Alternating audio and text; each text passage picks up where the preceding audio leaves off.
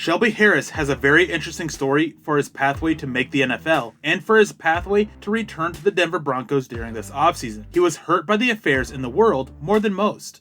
The Broncos defensive lineman is a 28-year-old that will be 29 in August this year. He was born in Wisconsin and ended up attending college at Wisconsin, where he redshirted his freshman year and then transferred to Illinois State.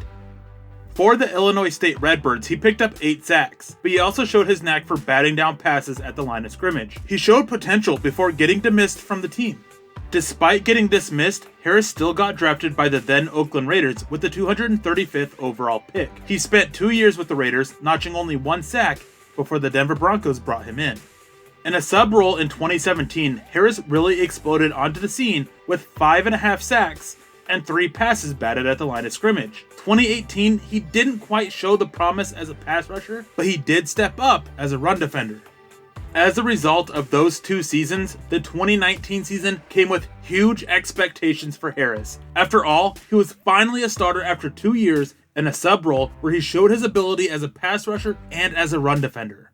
It is safe to say that Harris did not meet expectations, though partly due to playing out of position. He did improve when he was moved to his proper position, and he picked up 6 sacks and 9 batted passes on the season.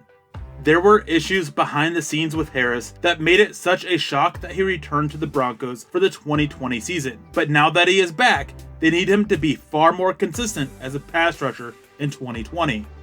Denver needs more from their interior pass rushers, and while Harris was solid there in 2019, he lacked the consistency they needed from the position. With him being in the proper position, there is no excuse for not having that consistency this next season.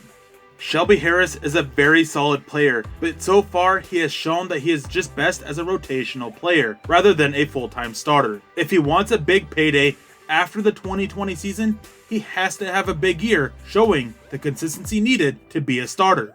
For Mile High Huddle and Sports Illustrated, I'm Eric Trickle.